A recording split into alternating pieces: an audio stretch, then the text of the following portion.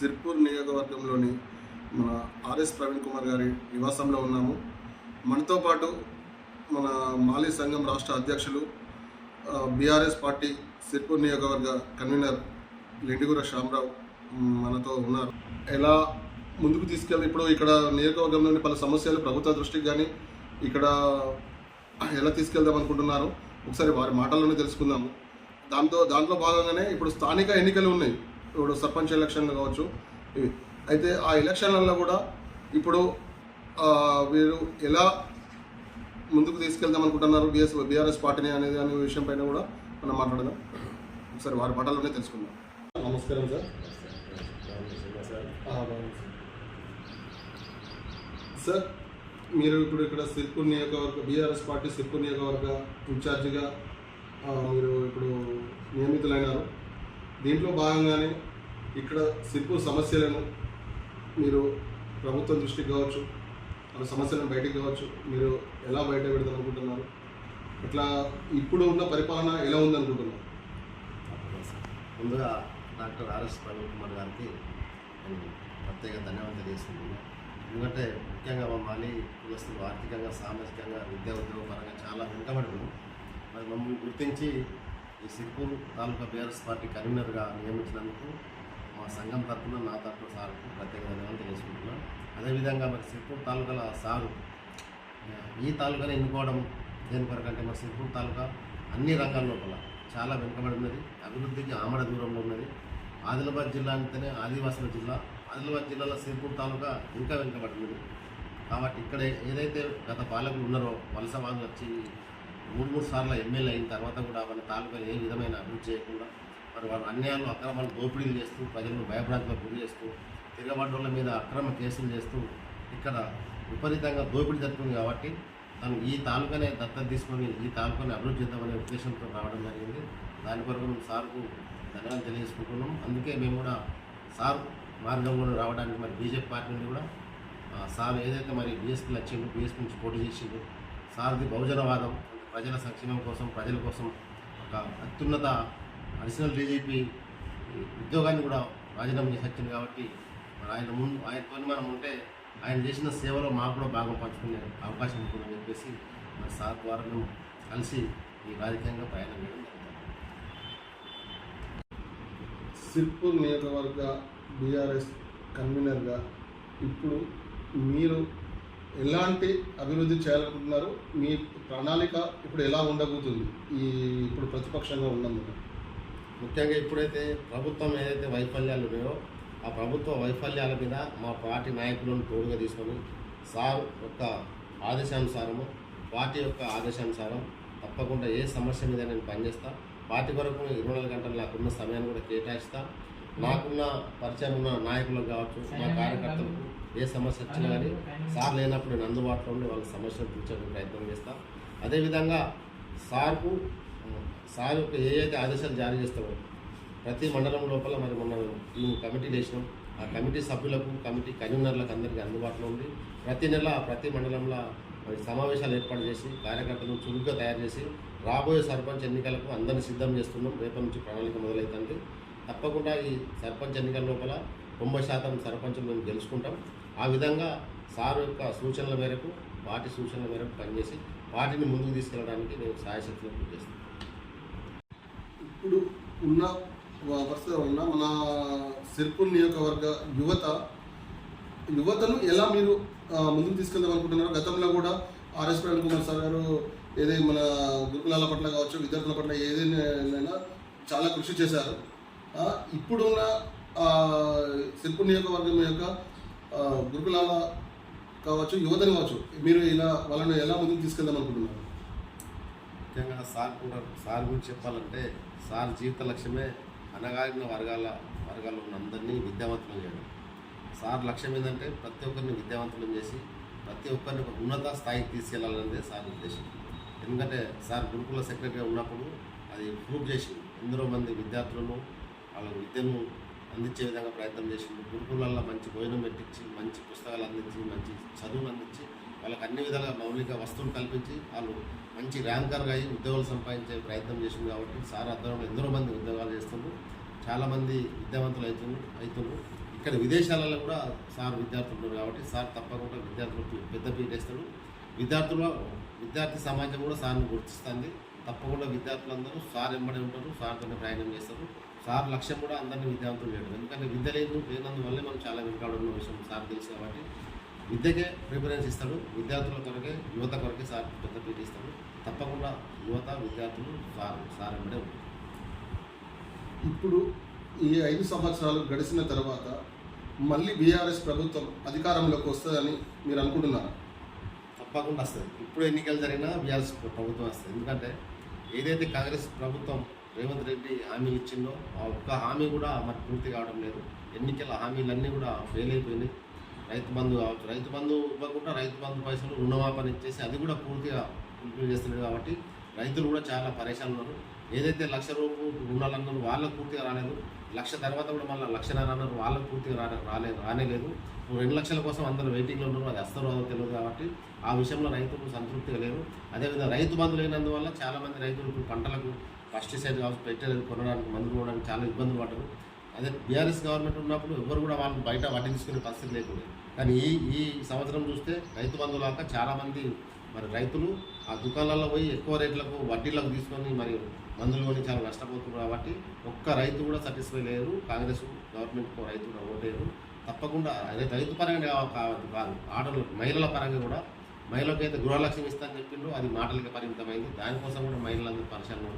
ఏదైతే మరి ఉచిత బస్సు ప్రయాణం అంటుండో అది కూడా సరైన పథకం కాదు. దాంట్లో ఎవరో ఉద్యోగాలు చేస్తూ రోజు పోతారు. పల్లెటూరులో అయితే నెలకు ఒకరు బస్సు ఎక్కరు, వాళ్ళు కూడా తృప్తిగా లేరు. అది కూడా ఫెయిల్యూర్ పథకం. అది అవసరం అనుకుంటే ఏదైనా విద్య కోసం కావచ్చు, ఉచిత వైద్యం కోసం ప్రయత్నం చేస్తే ఓట్లు పడితే కానీ ఈ విధమైన డమ్మీ పథకాలు చెప్పి ఓటు బ్యాంక్ తయారు చేసుకునే పథకాలు అందరికీ అర్థమైపోయినాయి. మొత్తం అంటే మన తెలంగాణ ప్రజలందరూ ఇప్పుడు బీఆర్ఎస్ పార్టీ వస్తేనే బాగుండు. కేసీఆర్ ముఖ్యమంత్రి ఉన్నప్పుడు చాలా మంచిగా ఉండే, సస్యశ్యామలంగా ఉండే. ఒక్కరోజు గంట కూడా కరెంటు పోలేదు. అందరూ ఇప్పుడు చాలా దుఃఖంలో ఉన్నారు. ఏ రోజు ఎన్నికలు వచ్చినా తప్పకుండా బీఆర్ఎస్ ప్రభుత్వం. అయితే ఇప్పుడు సార్ మీరు గతంలో బీజేపీ పార్టీలో ఉన్నారు. ఇప్పుడు మన స్థానిక ఇప్పుడు ఇక్కడ ఎమ్మెల్యే ఎలక్షన్ జరిగేటప్పుడు ఏమైందంటే మీరు సడన్గా బీఎస్పీ పార్టీలోకి, ఆర్ఎస్ ప్రవీణ్ గారి పార్టీలోకి రావడం జరిగింది. అయితే దానికి గల కారణాలు ఏంటి సార్? అయితే నేను ఆల్రెడీ తెలంగాణ ఉద్యమకారులు.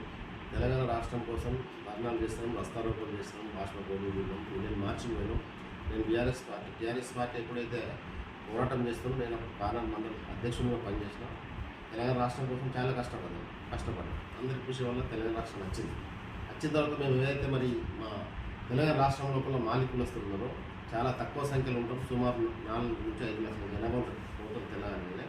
నిజంగా మేము మైనార్టీలకు చెప్పాలనుకుంటున్నాం. అయితే మేము ఆర్థికంగా, సామాజికంగా, విద్యా ఉద్యోగపరంగా చాలా వెనుకబడి మాకు ఎస్టీ హోదా కొరకు మరి గత 30 సంవత్సరాల నుంచి పోరాటం చేస్తుంది. ఎందుకంటే ఉమ్మడి రాష్ట్రం ఉన్నప్పుడు ఆంధ్రప్రదేశ్లో ఎస్టీ సర్టిఫికేట్ ఇచ్చిన మాలకు, మాకేమో బీసీ సర్టిఫికేట్ ఇస్తున్నారు కాబట్టి మాకు కూడా కావాలని నినాదంతో ఉద్యమం చేస్తున్నాం. అందులో భాగంగా ఏదైతే మరి మేము సిర్పూర్ తాలూకా నుండి మన కులం నుంచి ఎవరైనా అసెంబ్లీలో అడుగు పెడితేనే మన కోసం మాట్లాడే అవకాశం ఉంటుంది, మన ఎస్టీ ఆస్తుందని చెప్పేసి మేమందరం ఐకమత్యమై సభను సమావేశం చేసినాం. ధర్మాన్ని ఎన్నో రస్తాలు చేసినాం, వినతిపత్రాలు ఇచ్చినాం. మరి దానికి కేసీఆర్ గారు 2 సార్లు కూడా మాకు ఎస్టీ హోదా కోసం కేంద్రానికి తీర్మానం చేసుకుంటుంది. 2016 ఏప్రిల్ 17 తారీఖు ఒకసారి, మన 2022 ఫిబ్రవరి 12 తారీఖు రోజున ఏదైతే గిరిజనులు 10% రిజర్వేషన్ పెడుతుందో అందులో మాలికులస్తులు కూడా కలుపుతూ కేంద్రానికి తీర్మానం పంపింది. కానీ కేంద్ర ప్రభుత్వం అక్కడ బీజేపీ మమ్మల్ని అడ్డుకుంటాను. అయితే ఒకవేళ మేము బీజేపీలో పోయి కూడా మేము మా కులం నుండి ఎవరైనా అసెంబ్లీలో అడుగు పెడితే మా కులం కోసం కొట్లాడి మాకు ఎస్టీ హోదా రాని ఉద్దేశంతో ఒక ఎమ్మెల్యే టికెట్ కోసం ఆశించి బీజేపీ పార్టీ పోవడం జరిగింది. అయితే బీసీలకు ఎక్కువ సీట్ ఇద్దని చెప్పేసి బీజేపీ మోసం చేసింది. అక్కడ ఉన్న వాళ్ళందరూ అగ్రవర్ణాల పార్టీ అని రుజువైంది కాబట్టి మేము బీజేపీ నుంచి కూడా బయటకు వెళ్ళి ఏదైతే మరి ప్రవీణ్ కుమార్ సారు అత్యున్నతమైన ఉద్యోగాన్ని వదిలిపెట్టి మన తాలూకాను అభివృద్ధి చేయడానికి వస్తుంది కాబట్టి, ఆయన బహుజనవాదులు కాబట్టి మాలికులస్తులు న్యాయం చేస్తామని చెప్తుంది కాబట్టి సార్ ద్వారా మేము ఎస్టీ హోదా సాధించుకోవాలనే ఉద్దేశంతో ఇప్పుడు బీజేపీ నుండి సార్తో తీసుకు దాంతో బీఆర్ఎస్ పార్టీ పనిచేయడం జరుగుతుంది. తప్పకుండా మాలికులస్తుల కోసం ప్రవీణ్ కుమార్ సార్ ఎస్టీ హోదా కోసం ప్రయత్నం చేస్తారు. తన ఎన్నికల ప్రచారం హామీ ఇచ్చిండ్రు. తప్పకుండా సార్ ఏ అవకాశం వచ్చినా మా కోసం అసెంబ్లీలో కానీ పార్లమెంట్లో కానీ మాట్లాడి మాకు ఎస్టీ హోదా వచ్చే వరకు సార్ కూడా మాకు సహకరిస్తారు కాబట్టి మా ప్రయాణం సార్తో. ఇప్పుడు ప్రస్తుతం ఏంటంటే ఇక్కడ సారు అలంపూర్ ఇక్కడ ఇల్లు కొనుక్కొని ఇప్పుడు మన ఇక్కడ ఉంటుంది. ఇప్పుడు మన స్థానిక ఎమ్మెల్యే ఎలక్షన్ల పనులు అయితే ఇక్కడ ఉన్న పబ్లిక్ టాక్ ఏముందంటే ఇక్కడ ఆర్ఎస్ ప్రవీణ్ గారు ఇక్కడ ఉండరు, ఆయన అలంపూర్ ఆయన ఇక్కడికి రాడు, ఇక్కడ ఉండరు, ఇక్కడ నియోజకవర్గాన్ని ఎట్లా అభివృద్ధి చేస్తారు అనుకుంటుండు అనే విషయం పైన అనుకుంటున్నారు ఇక్కడ పబ్లిక్ టాక్ కావచ్చు. ఇట్లాంటి విషయం పైన మీరు ఎలాంటి స్పందన ఇవ్వగలుగుతారు? ఇది రాజకీయ నాయకులు భయపడి అంటే కుట్ర అన్నట్టు. ఎందుకంటే సార్ను చూసింది ఇక్కడ సారు 3 నెలల లోపలనే ఇలా 30 సంవత్సరాల రాజకీయ భవిష్యత్తును చిందరవందనం చేసింది. సుమారు 45,000 ఓట్ల రైతులకు ఓట్లు వచ్చినాయి సార్. అది చూసి వాళ్ళు ఏమనుకుంటారు, భయపడతారు. ఒకవేళ సార్ ఇక్కడనే ఉంటే భవిష్యత్తులో రాజకీయ భవిష్యత్తు ఉందని చెప్పేసి వాళ్ళ కార్యకర్తల ద్వారా వాళ్ళ నాయకుల ద్వారా ప్రజలను ఇంజెక్ట్ చేస్తారు. కాకపోతే సార్ అరాకనే చెప్పింది, ఏదైతే సార్ ఎమ్మెల్యే నిలబడ్డప్పుడు ఎన్నికల ప్రచారం లోపల కావచ్చు, ఇంటర్వ్యూ ఇచ్చినప్పుడు కావచ్చు, నేను పుట్టింది అల్లంపూర్లే కానీ చనిపోయేది మాత్రం సిరిపూర్ తాలూకు అని చెప్పేసి బహిరంగ సభలు చెప్పిండు, ఎన్నో ప్రెస్ మీట్లు చెప్తాను. దానికి అనుగుణంగానే మరి ఇక్కడ ఇల్లు తీసుకున్నాడు పోస్ని గ్రామ పంచాయతీ. ఇంటి నెంబర్ కూడా 1-008. కాబట్టి ప్రజలు గమనించాలి. అదేవిధంగా ఆయన చెప్పిన ప్రకారం ప్రతి నెల 10 రోజులు ఇక్కడనే ఉంటాను, ప్రతి సమస్య మీద కూడా స్పందిస్తాను. గత ఎండాకాలం లోపల అంటే పత్తులు వేసే సీజన్ లోపల కూడా మరి వర్షాలు లేక పత్తి విత్తనాలు వెళ్ళిపోయి మొలకలు వెళ్ళిపోతే సార్ సిరిపూర్ తాలూకు అన్ని మండలాలు తిరిగి ఇరిగేషన్లు ఎక్కడైతే లిఫ్ట్ ఇరిగేషన్ మరి మూలపడి ఉన్నాయో వాటన్నింటినీ సందర్శించి అక్కడి నుంచి ప్రభుత్వాన్ని డిమాండ్ చేసింది. 2-3 కోట్ల రూపాయలు పెడితే ఈ లిఫ్ట్ ఇరిగేషన్ మొత్తం రిపేర్ అయితే ప్రజలకు మరి పంటకు నష్టం జరగదు, ప్రతి ఒక్కరు పంట పండిస్తారని చెప్పేసి డిమాండ్ చేయడం జరిగింది. అదేవిధంగా తుమ్మిడి దగ్గర కావచ్చు ప్రతి సమస్యలో సార్ స్పందిస్తాను. సార్ స్పందన కూడా ప్రభుత్వం కూడా భయపడుతుంది, కొన్ని సమస్యలు తీరుతున్నాయి. అదేవిధంగా ఇప్పుడు విద్యాపరంగా పిల్లల సీట్ల కోసం కావచ్చు, ల్యాండ్ కేసులు కావచ్చు, భార్యాభర్తల పంచాయతీలు కావచ్చు, ప్రతి దాన్ని కూడా కేర్గా తీసుకుంటాను. అదేవిధంగా ఇప్పుడు బీఆర్ఎస్ పార్టీకి మంచి టీం ఉన్నది. ప్రతి మండలం లోపల మరి కార్యకర్తలు ఉన్నారు, గెలిచిన సర్పంచ్లు ఉన్నారు, ఎంపీటీసీలు ఉన్నారు, బీఎస్పీ పరంగా అప్పుడు పనిచేసిన వాళ్ళందరూ ఉన్నారు, మొత్తం బహుజనులు ఉన్నారు. వాళ్ళు కూడా వాళ్ళ మండలం లోపల నాయకులు ప్రజలకు ఏ సమస్య వచ్చినా సార్ స్థలాలు తీసుకొని ప్రజలకు అందుబాటులో ఉండి ప్రజల సమస్యలు తీర్చుకుని కాబట్టి తప్పకుండా నేను కూడా సార్ తరఫున చెప్తున్నా, ఒక మాలి సంఘ రాష్ట్ర అధ్యక్షునిగా చెప్తున్నా, బీఆర్ఎస్ పార్టీ కన్వీనర్గా చెప్తున్నా, సార్ అన్న మాట మీద ఉంటాడు. సార్ పుట్టింది అలంపూర్లో కానీ చనిపోయింది మన దగ్గరే, దాంట్లో ఎటువంటి సందేహం లేదు. Okay sir. అయితే ఇప్పుడు రాబోయే స్థానిక ఎన్నికలు ఉన్నాయి, సర్పంచ్ ఎలక్షన్లు కావచ్చు, మన జెడ్పీటీసీ ఎలక్షన్లు కావచ్చు, ఇంకా ఇక్కడ పోతే మన కాగజ్ నగర్ డివిజన్ పట్టణంలోని మన కౌన్సిలర్ ఎలక్షన్లు కావచ్చు, మున్సిపల్ ఎలక్షన్లు. అయితే ఈ ఎలక్షన్లలో మీకు ఇక్కడ నుండి ఎన్ని సీట్లు వస్తాయి అనుకుంటున్నారు దాదాపుగా?